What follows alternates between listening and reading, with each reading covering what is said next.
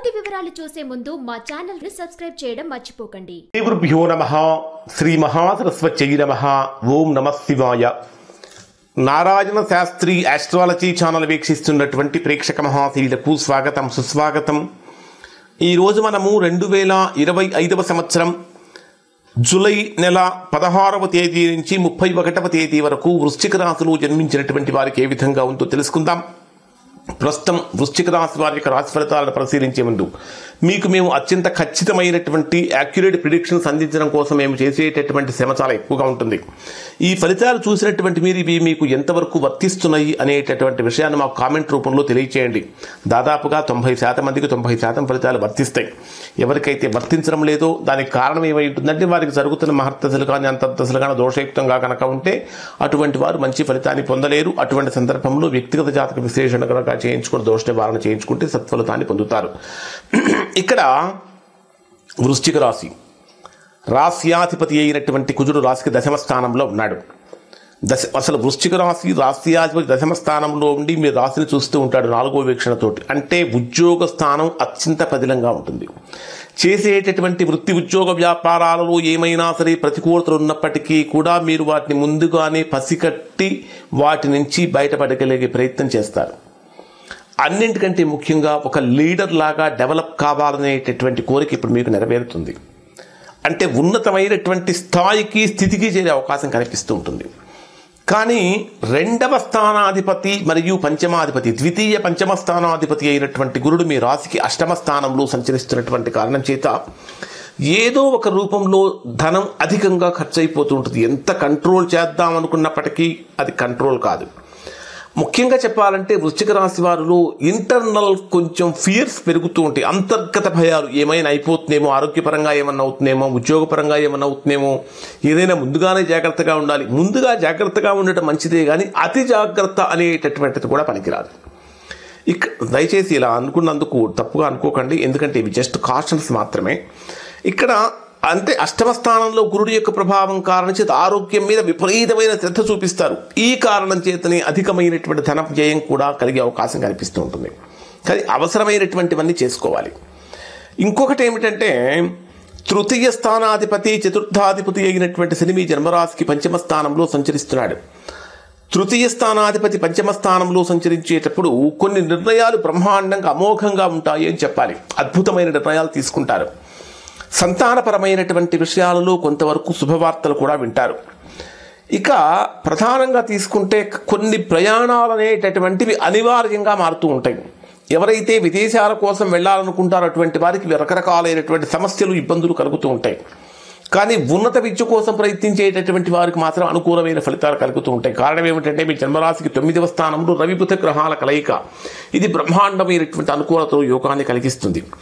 ప్రధానమైనటువంటి సమస్య ఎక్కడొస్తుంటే వృశ్చిక రాశి వారికి 10వ స్థానంలో కుజుడున్నాడు, బాగానే ఉంది. కానీ 10వ స్థానంలో కేతువు యొక్క ప్రభావం కూడా ఉంది.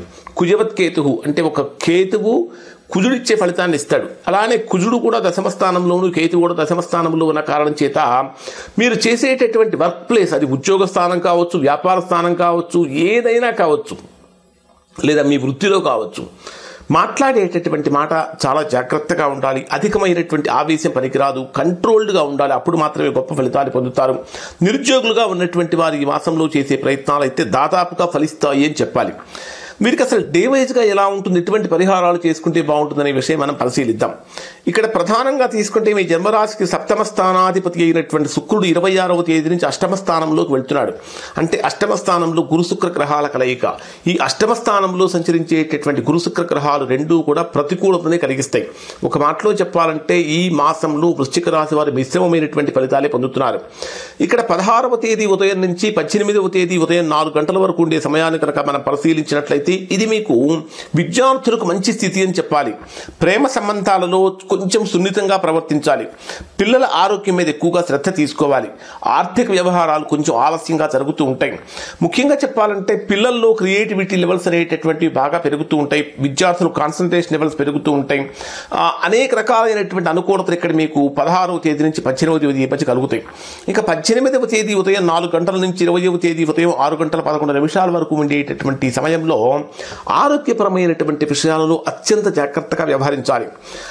అధికమైనటువంటి ఒత్తిడి పెరుగుతూ ఉంటుంది, పనిలో మానసికమైనటువంటి అసంతృప్తి కూడా కనిపిస్తూ ఉంటుంది, శత్రు సమస్యలు కూడా పెరుగుతూ ఉంటాయి, లేదా ఉద్యోగపరమైనటువంటి పోటీలు కూడా పెరుగుతూ ఉంటాయి, కొన్ని ఉత్కంఠ కలిగిస్తూ ఉంటాయి. అంటే మీరు దేనికోసమైతే చాలా ఈగర్గా వెయిట్ చేస్తున్నారో అది రాకపోవటం వల్ల మీలో కొంచెం అసహనాన్ని కూడా పెంచుతూ ఉంటుంది.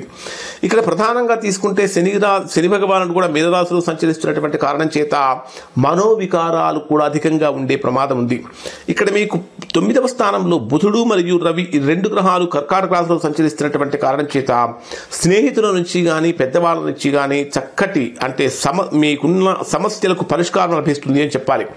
ప్రధానమైన ఫలితాలు ఏమిటంటే ఆరోగ్య సమస్యలు కానీ మానసిక అలసట కానీ ఎక్కువగా ఉంటుంది, ఉద్యోగపరమైన ఒత్తిడి ఎక్కువగా ఉంటుంది, కోర్టు వ్యవహారాలు కనుక ఉన్నట్లయితే వాటిలో జాగ్రత్తగా వ్యవహరించాలి.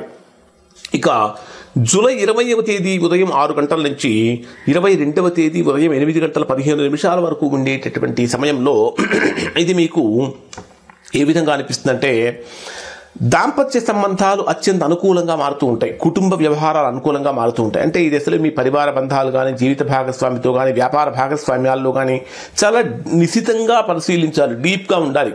ప్రధానంగా శుక్రుడు వృషభ రాశిలోను మరియు మిథున రాశిలోను సంచరించేటటువంటి విషయంలో ఫ్యామిలీ మ్యాటర్స్లో కొంచెం మిస్అండర్స్టాండింగ్స్ పెరిగే అవకాశాలు ఎక్కువగా ఉంటాయి. కాబట్టి జాగ్రత్తలు పాటించండి.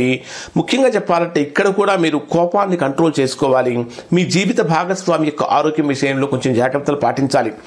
22వ తేదీ ఉదయం 8 గంటల 15 నిమిషాల నుంచి 24వ తేదీ ఉదయం 11 గంటల 2 నిమిషాల వరకు ఉండేటటువంటి సమయాన్ని కనుక మనం పరిశీలిస్తే ఇది పూర్తిగా ప్రతికూలమైనటువంటి సమయం. ఇక్కడ మీరు ఏ పని చేయటం కన్నా కూడా కొంచెం ప్రశాంతంగా ఉండటం అనేటటువంటిది, అంటే కొత్త నిర్ణయాలు కొత్త పనులు ప్రారంభించడం కన్నా కూడా కొంచెం వాయిదా వేసుకోవడం మంచిది. ఎందుకంటే అష్టమ స్థానంలో సంచరించేటటువంటి చంద్రుడి యొక్క ప్రభావం కారణం చేత మానసికమైన ఒత్తిడి పెరుగుతుంది, కొన్ని అనర్థాలు కూడా కలిగే అవకాశాలు ఉన్నాయి. మీరు చేసేటటువంటి పనులు అనేక రకాల ప్రశ్నలు కూడా తలెత్తుతూ ఉంటాయి, అనుకోనటువంటి వ్యయాలు కూడా పెరుగుతూ ఉంటాయి, అనారోగ్యం సమస్యలు కూడా కలుగుతూ ఉంటాయి.